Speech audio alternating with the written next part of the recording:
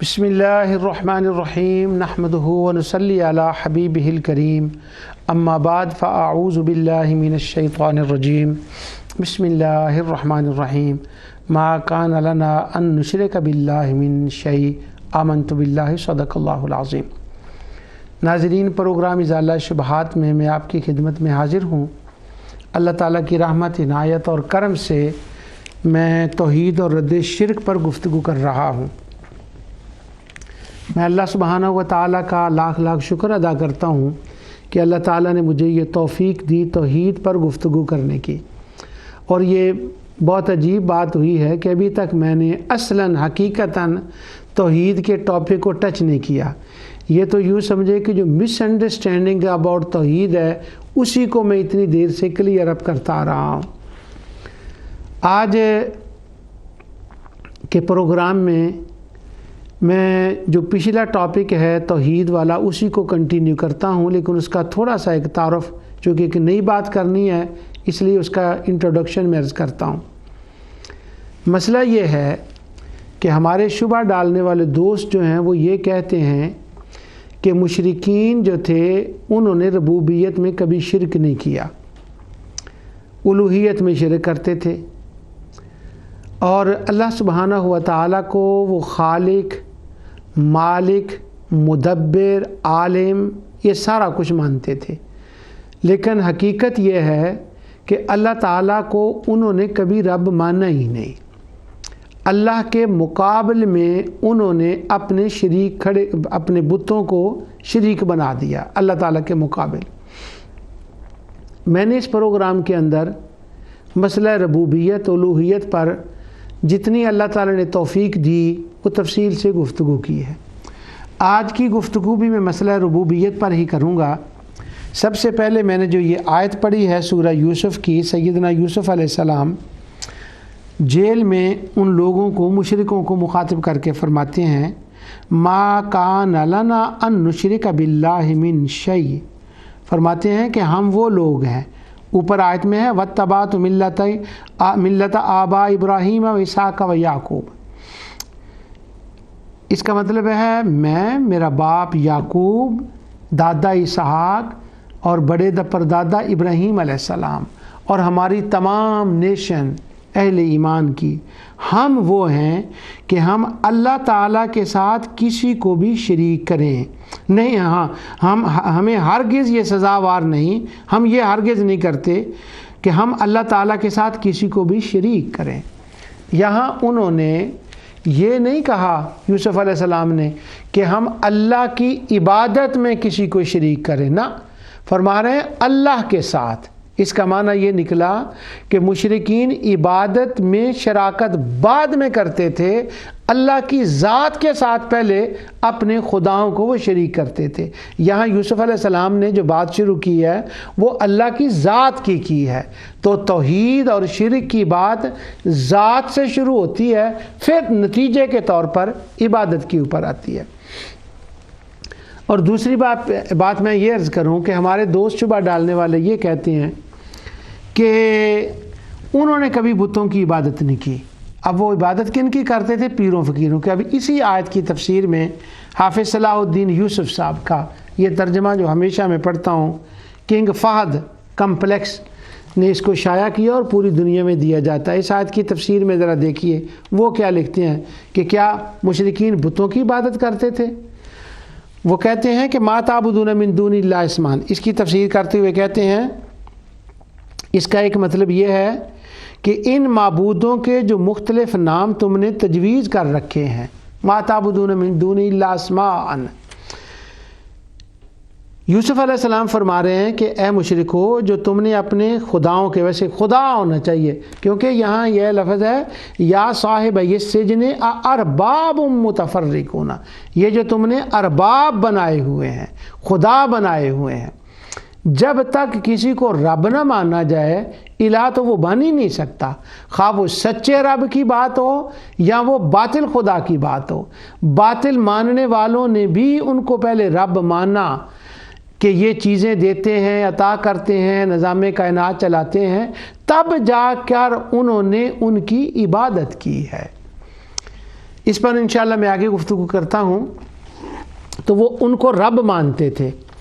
یا صاحب یہ سجن ارباب متفرقون، یہ اتنے رب تم نے بنا رکھے ہیں، یہ بہتر ہیں یا ایک اللہ بہتر ہے؟ یہاں پر وہ مجھ سے گزرا نہیں جا رہا.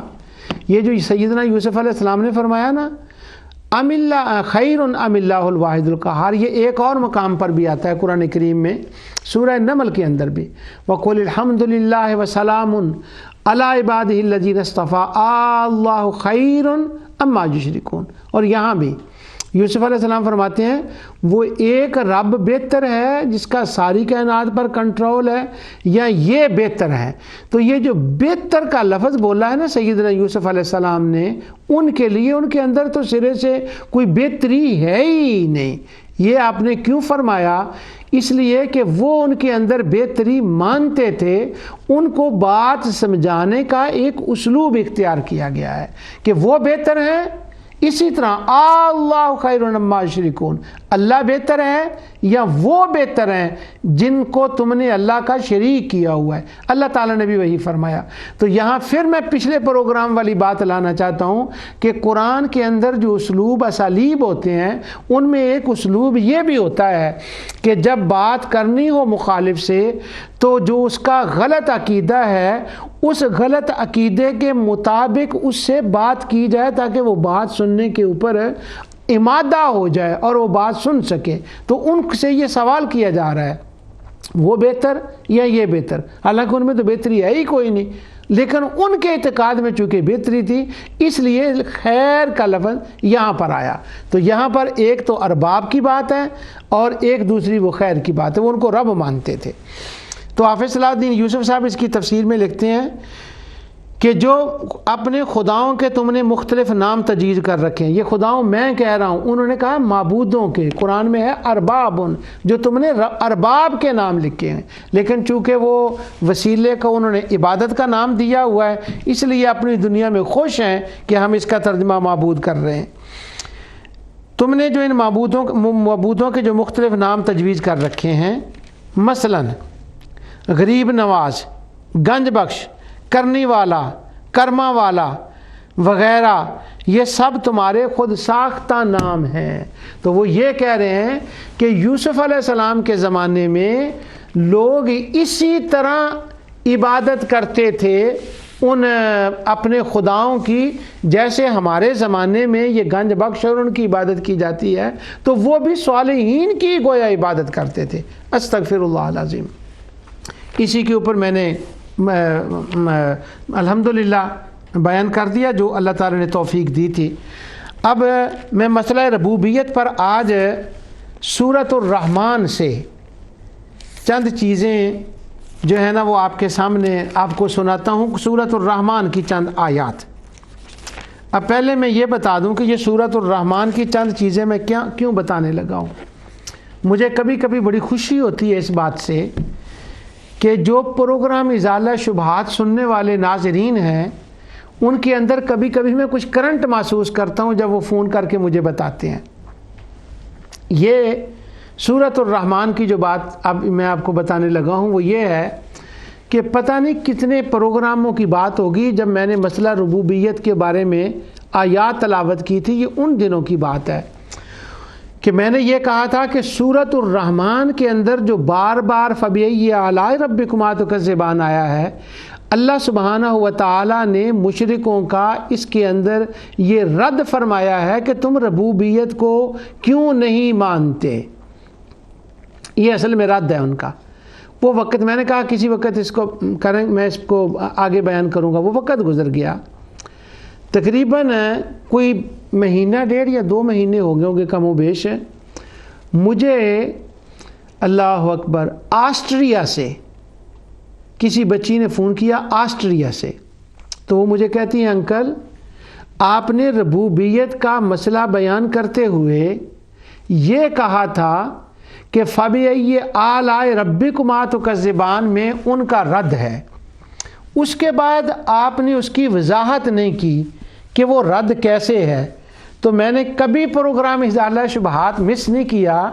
میں دیکھتی ہوں اور میں انتظار کر رہی ہوں کہ وہ فَبِأَيِّ آلَاءِ رَبِّكُمَا تُكَذِّبَانِ میں ربوبیت کے وہ منکر تھے، اس کا بیان اس آیت کے اندر کیسے آیا ہے؟ تو وہ آپ نے بیان نہیں کیا۔ میں نے کہا بیٹے اب تو وہ بتوں کی دنیا ہے، اس سے میں ذرا نکلوں، اور جب میں بتوں کی دنیا کو ختم کروں گا اور پھر میں شرک اور شرک کی تاریخ اور معنی اور اس کا غلط اطلاق اس کو شروع کروں گا، اس کے شروع کرنے سے پہلے یہ فَبِأَيِّ آلَاءِ رَبِّكُمَا تُكَذِّبَانِ کی مسئلہ ربوبیت کے اوپر میں ایک پروگرام انشاءاللہ ضرور کروں گا۔ اب وہ وقت گزر گیا، مجھے اس بیٹی کا نام بھول گیا، ورنہ وہ آسٹریا والی کا، ورنہ میں اس کا نام ضرور ذکر کرتا۔ اب اس کے کہنے پر اور اس کی اس یاد رکھنے پر کہ ازالہ شبہات کے اندر یہ بات ہوئی اور اس کا دوسرا پارٹ بیان نہیں ہوا، تو وہ میں پروگرام اس کے اوپر کر رہا ہوں۔ سورۃ الرحمن، سبحان اللہ، یہ سورۃ الرحمن وہ سورت ہے جو قرآن کی زینت ہے، اور اس کے اندر 31 بار فَبِأَيِّ آلَاءِ رَبِّكُمَا تُكَذِّبَانِ آیا ہے۔ اب فَبِأَيِّ آلَاءِ رَبِّكُمَا تُكَذِّبَانِ اتنی بار آنا، اس کے اندر پہلے ایک موٹی سی بات میں سمجھاتا ہوں، اتنی بار یہ آیا ہے اور ظاہراً یہ تکرار ہے، اور کسی زبان کے اندر تکرار تو درست نہیں ہوتا کہ وہ تکرار ہو، ایک ہی بات کو بار بار کیا جائے۔ تو جو مشرکین تھے جب قرآن کریم نازل ہوا، علامہ قرطبی نے اس کی ابتدا میں یہ بات لکھی ہے کہ جب قرآن کریم نازل ہوا تو صحابہ نے یہ صورت سنی تو ان میں سے آپس میں وہ باتیں کرنے لگے کہ بھئی واہ واہ واہ واہ واہ واہ، کمال ہو گئی، اتنا جامع کلام اور اتنی چاشنی اور اتنا مزیدار کلام، اگر مشرکین اس کلام کو سن لینا سورۃ الرحمن کو تو وہ کبھی بھی قرآن کا انکار نہ کریں۔ آج تک انہوں نے دھیان سے سنا ہی نہیں، کوئی ہے جو ان کے سامنے جا کر یہ کلام پڑھے۔ تو عبداللہ بن مسعود رضی اللہ تعالیٰ عنہ نکلے، وہ کہتے ہیں میں جاتا ہوں۔ تو حضرت عبداللہ بن مسعود وہاں کعبے کے اندر گئے اور انہوں نے ساری سورۃ الرحمن پڑھی، اور چاشنی اتنی کمال کی کہ وہ سارے مشرکین سنتے رہے، اور جب وہ اینڈ پر پہنچے تو کہتے ہیں یہ کیا ہے، جیسے چلہ بندہ بات کرتا ہے نا، کیا ہے؟ انہوں نے کہا وہ جو محمد کہتے ہیں نا مجھ پر اللہ کی طرف سے نازل ہوا ہے، یہ وہ کلام۔ انہوں نے کہا او پھر تو نہیں ہم سنتے۔ تو عبداللہ بن مسعود رضی اللہ تعالیٰ کے وہ گلے پڑ گئے، ان کو تکلیف بھی انہوں نے پہنچائی۔ اب وہ مشرک جو قرآن کو ماننے کے لیے تیار نہیں کہ اللہ تعالیٰ کی یہ کتاب ہے، اس پر اعتراض کرتے ہیں، جب 31 بار اس کے اندر یہ بار بار آیا تو میں سوچا کرتا تھا بچپن میں کہ یہ تو مشرکین کے لیے ایک گولڈن ٹائم تھا کہ وہ اس کے اوپر اعتراض کرتے کہ یہ تکرار کیوں اتنا ہے۔ مثلا وہ یہ کہتے ہیں کہ ام یقولون افترا، یہ تو گڑا ہوا ہے۔ کبھی وہ کہتے تھے بل قالوا ادغاث احلام بل افتراہ بل ہوا شاعر، یہ پریشان کن خوابوں کا مجموعہ ہے، نعوذ باللہ، یہ تو شاعر کا کلام ہے، یعنی وہ جو آتا وہ کہتے۔ تو سورۃ الرحمن کے اندر اتنی بار یہ بات ریپیٹ ہوئی ہے فَبِأَيِّ آلَاءِ رَبِّكُمَا تُكَذِّبَانِ، تو وہ کہتے یہ کیا؟ اور پھر ان کے اندر ایک اور، لیکن انہوں نے اعتراض نہیں کیا، ایک اور بات بھی ہے، وہ یہ کہ سورۃ الرحمن کے اندر آخری آیات میں جنت کی نعمتوں کا ذکر ہے۔ اس کے بعد تو چلو وہ نہ اعتراض کرتے کہ اللہ تعالیٰ کی نعمتوں کو، کون کون سی نعمتوں کو جھٹلایا کہ وہ ساری نعمتوں کا ذکر ہے، لیکن درمیان میں جو آیات آتی ہیں وہ تو جہنم کے بارے میں ہے کہ حاذہ جہنم التی یکذب بہا المجرمون یطوفون بینہا و بین حمیم آن فبأی آلاء ربکما تکذبان۔ تو اب یہ جو چیزیں ہیں اس پر تو وہ کہہ سکتے تھے کہ جہنم میں ان کو پکڑا جائے گا اور پھینکا جائے گا اور تم اللہ کی کون کون سی نعمتوں کو جھٹلائے گے، تو یہاں تو وہ سوال اٹھا سکتے تھے، مگر انہوں نے اس پر بھی کوئی سوال نہیں اٹھایا۔ پورا ذخیرہ تاریخ اسلام کے اندر کبھی یہ نہیں ہوا، کبھی کوئی روایت نہیں کہ انہوں نے اس کے اوپر یہ بات کی ہو، یا صحابہ ہی سوچ لیتے کہ وہ تو اس کے اوپر اعتراض کریں گے، اور وہ تو کہنے لگے نہیں نہیں نہیں، یہ صورت ہے جسے وہ سن کر ماننے پر مجبور ہو جائیں گے۔ اب وہ 31 بار اس کا تکرار بھی ہے، بار بار وہ آیت بھی آئی ہے، انہوں نے بھی کوئی اعتراض نہیں کیا۔ اب دیکھیں کہ فَبِأَيِّ آلَاءِ رَبِّكُمَا تُكَذِّبَانِ کے اندر اس کا معنی کیا ہے، پہلے اس کے اوپر کریں، پھر میں مسئلہ ربوبیت کے اوپر لاتا ہوں۔ اصل بات یہ تھی، ایک عام بندے کے ذہن کے اعتبار سے ممکن ہے جو یہ سمجھتا نہ ہو یہ تکرار بن جائے۔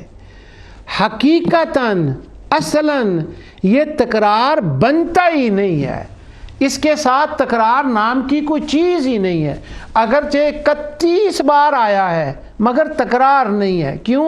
وہ میری بیوی کہتی ہے ہمیشہ جب وہ اس صورت کے بارے میں بات کرتی ہیں تو وہ کہتی ہیں کہ فَبِأَيِّ آلَاءِ رَبِّكُمَا تُكَذِّبَانِ، اللہ تعالیٰ نے ایک ایک نعمت مشرکوں کو دکھائی اور کان پکڑ کر یہ بتاتے، اللہ تعالیٰ بتاتا ہے کہ دیکھو یہ تو یہ کان پکڑ کر ہر بات ایک نئی بات اور نئے اسلوب سے جب بتائی ہے تو وہ تو تکرار ہوا ہی نہ۔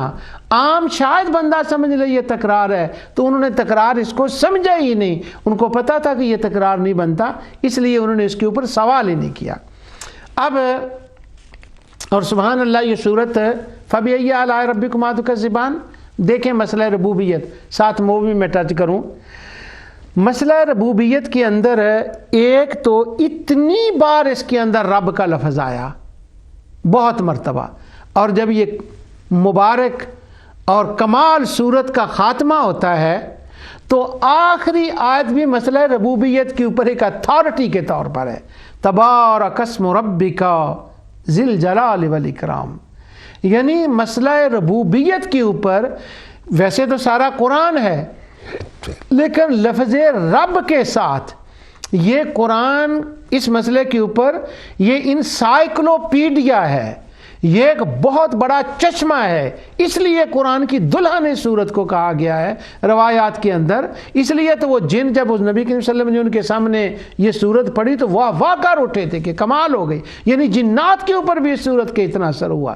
تو یہ ربوبیت کا انسائکلوپیڈیا ہے۔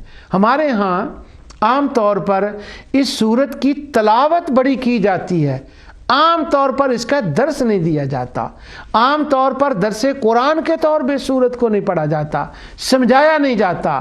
یاد رکھ لو، اللہ توفیق دے آپ لوگوں کو، اس صورت کو پڑھو، اس کا درس دو، سنو، صرف لفظی مطلب کے جو نیچے لکھا ہوا ہے اس معنی کے اعتبار سے نہیں، اس کی گہرائی میں یہ تو مسئلہ ربوبیت کے اوپر بار بار یہ میں کہہ رہا ہوں کہ سمندر ہے، یہ تو پتہ نہیں کتنے سمندر بہ رہے ہیں ایک ایک آیت کے اندر مسئلہ ربوبیت کے اندر۔ اور ہمارے وہ خوارج دوست جو یہ کہتے ہیں کہ مشرکین نے تو کبھی ربوبیت کا انکار ہی نہیں کیا، اگر وہ باقی سارے قرآن کو نہ پڑھیں، صرف سورۃ الرحمن کو پڑھیں اور ذرا غور کر کے پڑھیں، حافظ ابن تیمیہ کی اینک کو اتار دیں، محمد بن عبد الوہاب کی اینک کو اتار دیں اور سرکار مدینہ کی عنایت کی ہوئی اینک کو پہن لیں، اس اینک کے ساتھ جب پڑھیں گے تو ایوری آیت سورۃ الرحمن کی یہ بتائے گی کہ مشرکین ربوبیت کے منکر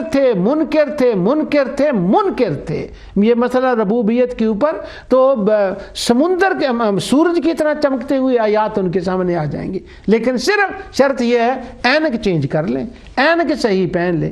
اب میں دو چار باتیں آپ کے سامنے رکھتا ہوں۔ پہلی بات تو میں نے یہ بات آپ کو بتا دی۔ اب بات یہ ہے کہ فَبِأَيِّ آلَاءِ رَبِّكُمَا تُكَذِّبَانِ، اس کے اندر دو گروہوں کا ذکر ہے کہ تم دونوں خدا کی کون کون سی نعمتوں کو جھٹلاؤ گے۔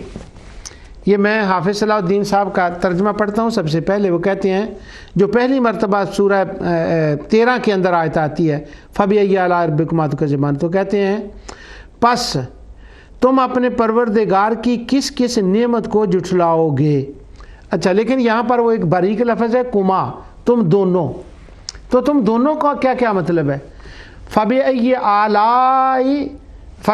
آلَاءِ رَبِّكُمَا، کما تم دونوں، تو وہ دونوں کون ہیں؟ سبحان اللہ، یہ قرآن کا اسلوب کمال ہو گئی ہے۔ آگے پیچھے سے پڑھیں تو کیا کتاب ہے، یہ اللہ تعالیٰ کی کتاب ہے۔ وہ دونوں کون ہیں؟ خالق الانسان من صلصال کالفخار و خالق الجان من مارج من نار. یہ دونوں ہیں، ایک انسان اور دوسرے جن. یعنی ایک آیت دوسری آیت کی خود تفسیر کر رہی ہوتی ہے. ایک اور پھر اس کے بعد آگے فَبِأَيِّ آلَاءِ رَبِّكُمَا تُكَذِّبَانِ، تو دونوں ہو گئے. پہلے تو یہ دونوں سمجھ لیں. اس کا صحیح مطلب یہ بنے گا، اے گروہ انسان، اے گروہ جن، تم دونوں اپنے رب کی کس کس نعمت کا انکار کرو گے، جھٹلاؤ گے. جھٹلانے کا مطلب یہ ہوتا ہے اکڑ کے، باضد ہو کے، جانتے ہوئے، جانتے بوجھتے ہوئے اس کا انکار کرنا، یہ تکذیب ہوتی ہے. اب وہ اللہ تعالیٰ فرماتا ہے کہ کس کس نعمت کا تم انکار کرو گے، تکذیب کرو گے، جھٹلاؤ گے. بڑا مشکل لفظ ہے یہ، میں آگے اس کا مطلب بیان کروں گا انشاءاللہ. پہلا بات یہ ہوگی کہ انسان اور جن یہاں مراد ہیں. اور کون سے انسان مراد ہے یہاں پر؟ مومنین مراد ہیں، مسلمین مراد ہیں یہاں پر؟ نہیں، مشرکین انسان مراد ہیں اور مشرکین جنات مراد ہیں، کیونکہ یہ دونوں ہیں جنہوں نے اللہ کی نعمتوں کا انکار کیا. کس طرح سے انکار کیا؟ اسی صورت کے اندر ساری باتیں ہیں. واہ، انکار ایسے کیا کہ جو کچھ رزق ملتا ہے، عنایات ہوتی ہیں، وہ رب کرتا ہے. اور رب کا معنی یہ ہے کہ جو پرورش کرنے والا ہو، عطا فرمانے والا ہو. تو میں نے پچھلے پروگراموں میں حوالے پڑھ دیا، میں دوبارہ نہیں پڑھوں گا. مشرک، جنات اور انسان دونوں یہ کیا کرتے تھے؟ ساری نعمتوں کا انتساب کرتے تھے، منسوب کرتے تھے اپنے اصنام کی طرف. نفع نقصان سب ان کی طرف کہتے کہ یہ کرتے ہیں، یہ کرتے ہیں.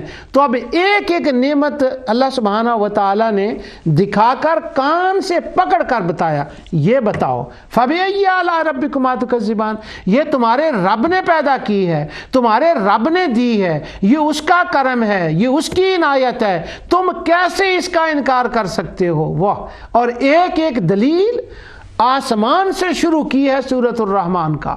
اور آسمان اور زمین، مشرق اور مغرب، دنیا اور آخرت، پوری کائنات سمٹ کے آ گئی ہے سورۃ الرحمن کے اندر. اب اللہ تعالیٰ نے ایک ایک چیز کو فرمایا، اچھا یہ بتاؤ. اب یہ تکرار تو نہ بنا. کیوں؟ کبھی مشرق کی بات ہو رہی ہے، کبھی مغرب کی بات ہو رہی ہے، کبھی آسمان کی، کبھی پانیوں کی، کبھی گہرائیوں کی، کہیں آگ کی بات ہو رہی ہے، کہیں اس جہان کی، کبھی اگلے جہان کی. تو جب ہر بار نئی بات کی جاتی ہے، کائنات کا ایک نیا گوشہ کھلتا ہے اور وہاں پر مسئلہ ربوبیت ایک نئے اسلوب سے بیان کیا گیا ہے، تو پھر وہ تکرار تو رہا ہی نہ. وہ کیسے تکرار ہوا؟ تو یہ صورت جو ہے، تم دونوں، اب اس کا معنی یوں کریں گے فَبِأَيِّ آلَاءِ رَبِّكُمَا تُكَذِّبَانِ، اے گروہ جن، اے گروہ انسان، تم اپنے رب کی کس کس ربوبیت کا انکار کرو گے؟ اب آئیں میرے دوست دنیا بھر کے خوارج، کہتے ہیں ربوبیت میں تو کبھی شرک نہیں کیا. اب تو کذبان کا کیا مطلب ہے؟ اللہ تو کہہ رہا ہے اے مشرکو جنوں، اے مشرکو انسانوں، تم انکار کرتے ہو، تم جھٹلاتے ہو.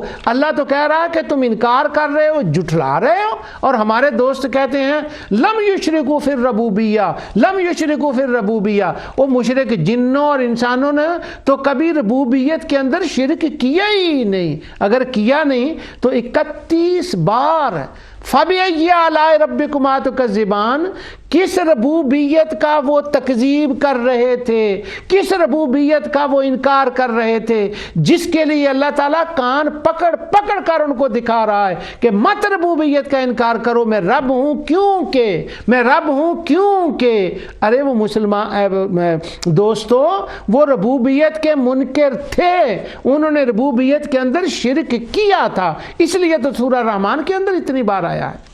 اب اگلی بات کرنے سے پہلے میں ایک بات کلیئر کر دوں یہاں پر، وہ یہ ہے ہمارے قرآن کریم کے جتنے ترجمے لکھے گئے ہیں ان کے اندر عام طور پر اس آیت کا ایک ہی معنی کیا گیا ہے کہ تم اپنے رب کی کن کن نعمتوں کو جھٹلاؤ گے. نعمت معنی کیا گیا ہے. میں اس وقت اس آیت کے جتنے ترجمے ہوئے ہیں وہ سب کو میں نے دیکھا نہیں ہے. ممکن ہے کہ اس طرح سے نہ ہو جیسے میں کہہ رہا ہوں کسی ایسا ترجمہ بھی کوئی ہو، لیکن عموماً جن ترجموں کو جن پر نظر پڑی وہ اسی طرح سے ہے، اور جو سنتے ہیں وہ یہی ہے. اس کو کہتے ہیں کہ جمہور کے نزدیک مشہور اعتبار سے یہی اس کا معنی عام طور پر کیا گیا ہے کہ تم اللہ تعالیٰ کی کن کن نعمتوں کو جھٹلاتے ہو. جب ہم میلاد پر جاتے ہیں، کسی شادی پر جاتے ہیں، تو وہاں 2-4 قسم کے کھانے ہوتے ہیں، تو پھر لوگ یہ آیت پڑھتے ہیں کہ یہ دیکھیں فَبِأَيِّ آلَاءِ رَبِّكُمَا تُكَذِّبَانِ، یہ جناب فروٹ ہے، یہ سموسے ہیں، یہ کباب ہیں. یہاں وہ بھی نعمتیں بھی مراد ہیں، لیکن اس صورت کے اندر صرف ان سموسوں اور کبابوں کی باتیں نہیں ہیں. یہاں تو بڑی بڑی باتیں ہیں. یہ تو چیز ہی کوئی نہیں سموسے اور کباب، اور جن کو پڑھتے ہیں ہاں اللہ کی نعمتوں میں وہ شامل ہیں، اس میں کوئی شک نہیں. اب ذرا اس کے اندر دیکھیں کہ آلا لفظ آتا ہے، اور جب آلا کا لفظ قرآن میں آیا ہے تو اس آلا کو معنی کو دیکھیں کہ یہ کس معنی میں آیا ہے. آلا کا معنی صرف یہ کھانے والی چیزیں نہیں ہیں. مختلف مقامات پر یہ قرآن کریم میں آلا کا لفظ آیا. اب میں وہ سارے پڑھ نہیں سکتا. سورہ اعراف کے اندر 69 کے اندر یہ لفظ آیا. اللہ تعالیٰ نے پوری ربوبیت کا ذکر کیا، جو سیدنا نوح علیہ السلام کو نبوت عطا کی اس کا ذکر کیا، اس کا ذکر نبوت کا، بندوں کو پیدا کرنا، بسانا اور دنیا میں بھیجنا، یہ ساری چیزیں ذکر کر کے بعد اللہ فرماتا ہے وَزَادَكُمْ فِي الْخَلْقِ بَسْطًا. وہ بڑی قوت والے لوگ تھے. فَاذْكُرُوا آلَاءَ اللَّهِ، اللہ کی نعمتوں کو یاد کرو. اب یہاں نعمتوں کا مطلب صرف کھانے والی چیزیں نہیں بلکہ وہ ساری چیزیں ہیں. اس کے بعد یہی لفظ دوسری بار ہے، تیسری بار یہ آیا ہے سورہ نجم کے اندر. تو سورہ نجم کے اندر آخر میں جا کر آتا ہے فَبِأَيِّ آلَاءِ رَبِّكَ تَتَمَارَىٰ. اب یہاں میں سورہ 43 سے پڑھتا ہوں. 43 سے لے کر دیکھیں کہ کیا اس کا معنی بنتا ہے. وَأَنَّهُ هُوَ أَضْحَكَ وَأَبْكَىٰ، یہ وہی ہے جو خوشی دیتا ہے، ہنساتا ہے، غم دیتا ہے، رلاتا ہے. یہ ساری وہ چیزوں کو خَلَقَ الزَّوْجَيْنِ وَالذِّكْرَ وَالْأُنثَىٰ، ان ساری چیزوں کا بیان ہوا ہے. اور یہ آخر میں جا کر آتا ہے اور پھر تباہی کا، ان کے اس کا ذکر، تباہی کا ذکر بھی، جو قومیں تباہ ہوئی ہیں ان کا ذکر بھی پھر آخر میں آتا ہے فَبِأَيِّ آلَاءِ رَبِّكَ تَتَمَارَىٰ. تو جو ترجمہ میرے سامنے اس وقت پڑھا ہوا ہے اس کو میں پڑھ رہا ہوں. اے انسان تو اپنے پروردگار کی کن کن نعمتوں میں شک کرے گا. یہاں جتنا اوپر بیان ہوا ہے وہ کھانے والی چیزیں نہیں ہیں، وہ تو سپر چیزیں ہیں، وہ تو اس سے اوپر کی ہیں. لیکن یہاں پر اعلیٰ ان چیزوں کو کہا گیا ہے، یعنی کیا؟ پیدائش کا اعلیٰ کہا گیا ہے. وَأَنَّهُ خَلَقَ الزَّوْجَيْنِ الذَّكَرَ وَالْأُنثَىٰ، اسی نے نر اور مادہ کی 2 قسمیں پیدا کی ہیں. مادہ کی 2 قسموں کو پیدا کیا. یعنی یہاں اعلیٰ کا مطلب اب وہ فروٹ نہیں ہوگا، یہاں اس کا مطلب وہ فش اینڈ چپس نہیں ہوگا. یہاں اعلیٰ کا مطلب ہے خَلَقَ الزَّوْجَيْنِ الذَّكَرَ وَالْأُنثَىٰ، تخلیق کی بات ہو رہی ہے. تو اعلیٰ کا مطلب تخلیق بھی ہے، غمی خوشی بھی ہے، اور اللہ سبحانہ و تعالیٰ کی رحمت بھی ہے. تو اعلیٰ کا ایک وسیع معنی ہے جس کے اندر وہ ساری نعمتیں آ جاتی ہیں. اب میں ذرا نیچے اتر رہا ہوں، اب میں آگے آتا ہوں. اس کے بعد امام راغب اصفہانی اس اعلیٰ کی تشریح کرتے ہوئے کہتے ہیں تفکروا فی آلاء اللہ ولا تفکروا فی اللہ اذ کان اللہ منزہا ان یوصفوا بصورت. اللہ سبحانہ و تعالیٰ کے بارے میں یہ کہا گیا ہے کہ اللہ تعالیٰ کی قدرتوں میں، اس کی مخلوق میں غور و فکر کرو، اللہ کی ذات میں غور و فکر نہ کرو، کیونکہ اللہ تعالیٰ پاک ہے اس بات سے کہ اس کی صورت کو بیان کیا جائے. تو یہاں 2 لفظ آ گئے، آلاء اللہ، تفکروا فی آلاء اللہ ولا تفکروا فی اللہ. تو فِلّا کے مقابلے میں اعلیٰ الا آیا ہے. تو یہاں پر اس کا مطلب یہ ہوگا کہ اس کی قدرت، اس کی طاقت اور اس کی عنایات، اس کی مخلوق، یہ اس کا مطلب ہے. آگے دوسرا لکھتے ہیں کہ وقد جان نبی صلی اللہ علیہ وسلم انہ قال تفکروا فی خلق اللہ ولا تفکروا فی اللہ عز وجل. وہ کہتے ہیں کہ اس اعلیٰ کا مطلب ہے غور کیا کرو جو اللہ نے کائنات کو پیدا کیا ہے. اب دیکھیں کیسے عروج ہے، بڑھ رہی ہے بات. تو حضور نے یہ جو فرمایا ہے نا تفکروا فی اعلیٰ اللہ، اس کا مطلب ہے تفکروا فی خلق اللہ، اللہ کی مخلوق کے بارے میں غور و فکر کرو، سوچو، تفکر کرو، مگر سن لو اللہ تعالیٰ کی ذات کے بارے میں غور و فکر نہیں کرنا، وہ الگ بات ہے. تفسیر ابن ابی حاتم عبداللہ بن سلام فرماتے ہیں کہ میں نبی کریم صلی اللہ علیہ وسلم کے ساتھ نکلا. قال خرج رسول اللہ وهم يتفکرون فی خلق اللہ فقال فیکم تفکرون قالوا تفکروا فی خلق اللہ قال لا تفکروا فی اللہ ولکن تفکروا فی ما خلق اللہ. اب اعلیٰ کا معنی ابن ابی حاتم بیان کرتے ہیں کہ وہ کہتے ہیں کہ ہم باہر نکلے تو غور و فکر کر رہے تھے اعلیٰ اللہ میں. اعلیٰ اللہ کیا ہے؟ خلق اللہ، اللہ تعالیٰ کی مخلوقات کے بارے میں. حضور نے فرمایا کیا غور و فکر ہو رہا ہے؟ جی اعلیٰ سوچ رہے ہیں اعلیٰ کیا ہوتا ہے. فرمایا اعلیٰ پہ تو غور کرو، اعلیٰ اللہ، اخلقی مخلوق پر، مگر اس کی ذات کے بارے میں غور نہ کرو. اب دیکھیں اعلیٰ کا کیا مطلب ہوا؟ اس کی مخلوق، اس کی تخلیق، اس کی قدرت. امام بہقی بھی اس حدیث کو لائے ہیں شعب الایمان کے اندر. اور یہ روایت جو ہے اس کے اوپر میں ایک اور اتھارٹی دے دوں، یہ جو روایت میں پڑھ کے آیا ہوں، البانی نے سلسلۃ الاحادیثہ کے اندر صحیح و ضعیف الجامع للشیخ البانی، اس کے اندر کہتے ہیں اعلیٰ کا معنی بیان کرتے ہیں تفکروا فی اعلیٰ اللہ ولا تفکروا فی اللہ، تک تفکروا فی خلق اللہ ولا تفکروا فی اللہ. کہتے ہیں کہ یہ جو روایت ہے نا، اعلیٰ کا مطلب تخلیق ہوتا ہے، اور حضور کی طرف جو نبی کریم صلی اللہ علیہ وسلم کی طرف یہ حدیث ہے اس کی سند حسن ہے، اس پہ بحث کرنے کی کوئی ضرورت نہیں. اور حافظ سیوطی نے بھی یہی بات کی ہے کہ اعلیٰ اللہ کا مطلب تفکروا فی کل شیء ولا تفکروا فی ذات اللہ فإن بین السماء والارض، جتنی زمین و آسمان کے درمیان چیزیں ہیں یہ ساری کی ساری اعلیٰ ہیں. اور تفکروا فی خلق اللہ ولا تفکروا فتہلکوا، اگر تم نے اللہ کی ذات کے بارے میں غور کیا تو ہلاک ہو جاؤ گے. تفکروا فی اعلیٰ اللہ فی خلق اللہ، وہ سارے اس کی یہی معنی کر رہے ہیں. اور اعلیٰ کا معنی لغت کے اندر احمد حسن فرات نے یہ کیا مفردات غریب القرآن کے اندر، یہ وہ سارے کر رہے ہیں کہ اب میں وہ ساری پڑھتا نہیں. تفکروا فی اعلیٰ اللہ کا مطلب ہے اس کی تخلیق. اب یہ حوالے پڑھنے کے بعد اب میں تفسیری تائیدات آپ کے سامنے پیش کرتا ہوں. اسی سورۃ الرحمن کی تفسیر کے اندر علامہ ابن جریر الطبری کہتے ہیں اعلیٰ کا کیا مطلب ہے، تو وہ کئی روایات اس کے اوپر لائے ہیں. کہتے ہیں قال ابن زید فی قولہ فبأی آلاء ربکما تکذبان، قال الاعلاء القدرۃ فبأی آلاء تکذب خلقکم کذا و کذا فبأی قدرۃ اللہ تکذبان ایھا الثقلان الجن والانس. کہتے ہیں کہ ابن زید نے فرمایا کہ آیت جہاں کو سورۃ الرحمن اعلیٰ آیا ہے، اس سے مراد اللہ تعالیٰ کی قدرت، طاقت ہے. اے جنوں، اے انسانوں، تم اللہ تعالیٰ کی قدرت کو کیوں جھٹلاتے ہو اور کس کس قدرت کو جھٹلاؤ گے؟ اب سمجھ آ رہی بات کی کہ کیسے مشرک اس کے اوپر اعتراض کر سکتے تھے، کیونکہ ایچ آیت کے اندر ایچ بار ایک نعمت کا ذکر کرنے کے بعد، مخلوقات کا ذکر کرنے کے بعد پھر آیا ہے فبأی آلاء ربکما تکذبان.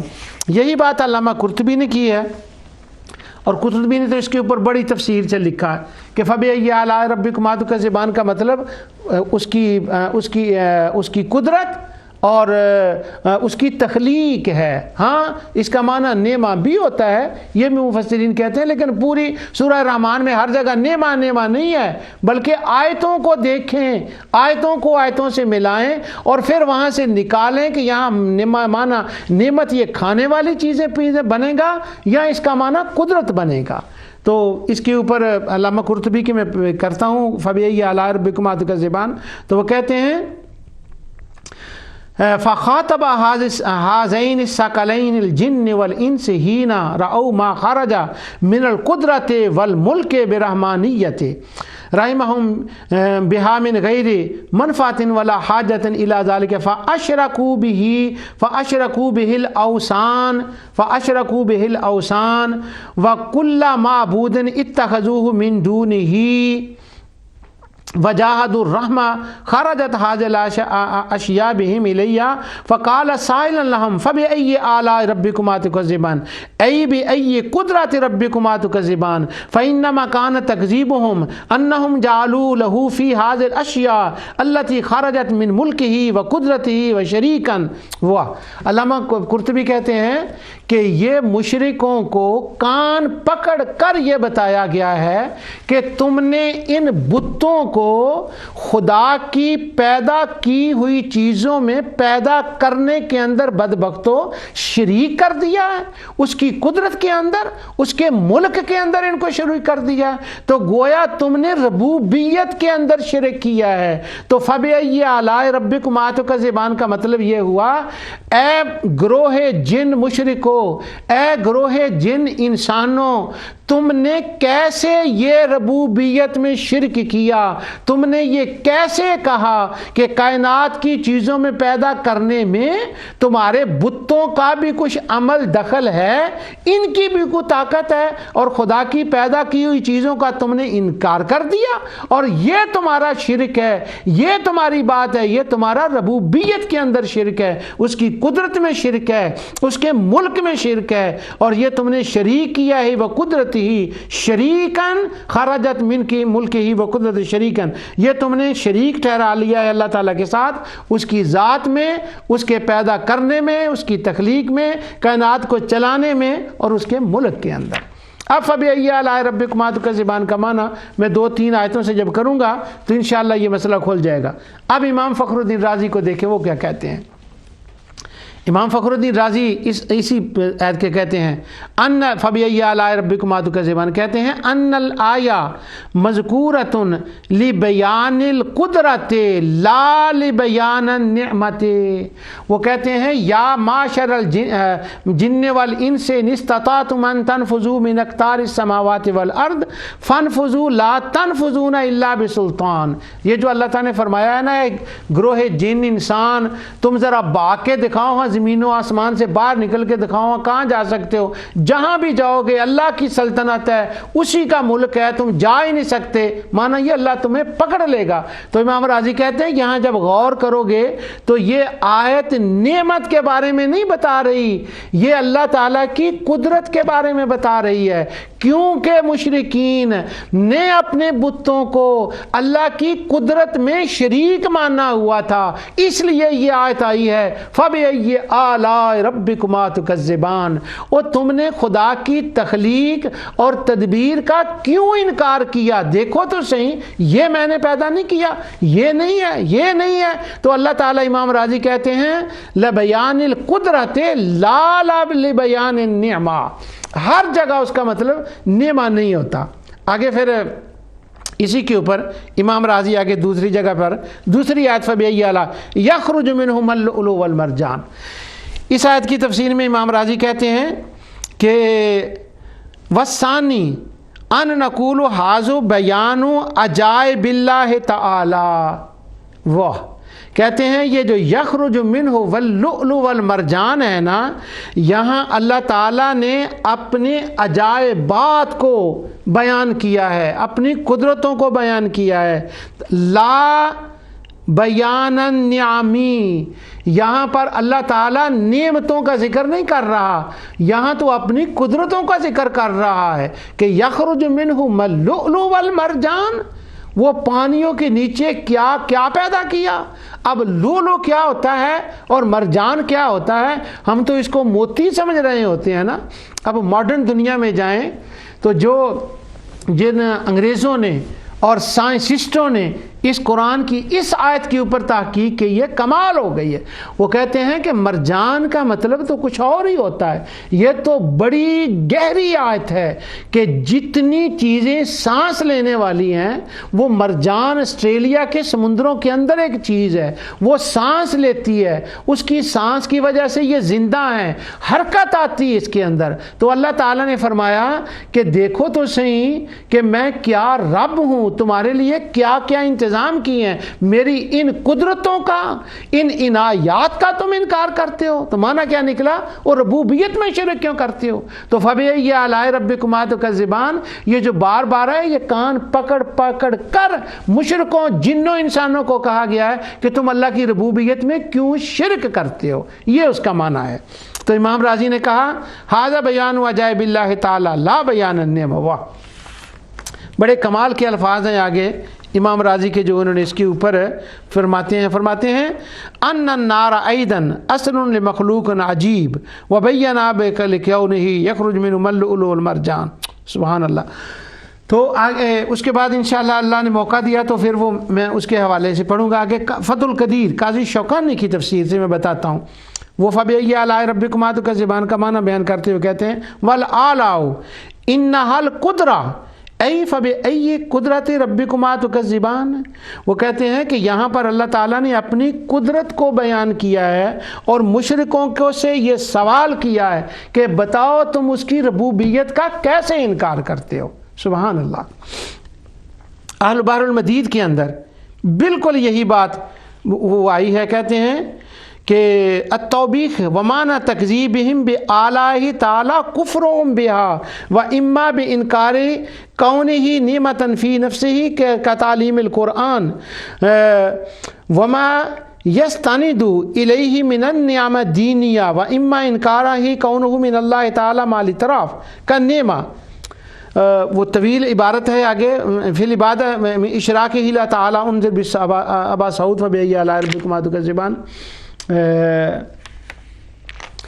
وہ کہتے ہیں کہ یہاں پر یہ جو اعلیٰ کا معنی بیان کیا گیا ہے یہ ڈانٹ ڈپٹ کی گئی ہے مشرکین کو جو انہوں نے اللہ سبحانہ و تعالیٰ کی اس نعمت کا انکار کیا ہے جو قرآن کی صورت میں ان کو ملی. دینی نعمت، دنیاوی نعمت، یہ ساری باتیں انہوں نے کہا کہ اس کے اندر آ جاتی ہیں. وہ قدرت البیان والی بات آ گئی. روح المانی نے اس کے اوپر بڑی تفصیل سے لکھا، ابو سعود نے اس کے اوپر بڑی تفصیل سے لکھا. وہ سارے یہی کہتے ہیں کہ بِإِسْنَادِهِ غَيْرِ تَعَالَى اشْتِرَاكًا أَوْ اسْتِقْلَالًا صَرِيحًا دَلَالَةً فَإِنَّ إِشْرَاكَهُمْ لِآلِهَتِهِمْ مَعَ اللَّهِ تَعَالَى لِبَادَ مِنْ دَوَاءِ إِشْرَاكِهِمْ لَهُ بِهِ تَعَالَى فِيمَا يُوجِبُهَا وَالتَّعْبِيرُ عَنْ كُفْرِهِمْ الْمَذْكُورِ بِالتَّذْكِيرِ لما ان دلالة آلاء المذکورہ على وجوب الایمان والشکر شہادت منها من ذلك فکرهم بتکذیبهم فبأي آلاء ربکما تکذبان. تو وہ کہتے ہیں، ابو سعود کہتے ہیں اور روح المانی، صاحب روح المانی، وہ کہتے ہیں کہ یہ اصل میں یہ بات یہ کی گئی ہے کہ اللہ تعالیٰ کے ساتھ کسی کو شریک کرنا اس کے پیدا کرنے میں، اس کی نعمتوں میں، کائنات کو چلانے میں یا عبادت میں، کسی بات میں بھی اگر کوئی شریک کرے تو یہ تکذیب ہوگی. تو فَبِأَيِّ آلَاءِ رَبِّكُمَا تُكَذِّبَانِ کا معنی یہ بنا کہ اس کا معنی یہ ہے کہ تم اللہ تعالیٰ کی کن کن قدرتوں کا انکار کرتے ہو. ہاں نعمت بھی اس کا معنی ہوتا ہے، لیکن سورہ الرحمن کے اندر موسٹلی مقامات پر اگر آپ دیکھیں تو وہاں قدرت ہے جیسے اس نے اس کا معنی کیا ہے. یہ تو انسائکلوپیڈیا ہے مسئلہ ربوبیت کا. آگے میں نے مختلف ایک حوالہ اور پھر وہ مختلف لغت کے حوالے میں نے لکھے ہوئے ہیں، اس کو میں چھوڑ دیتا ہوں.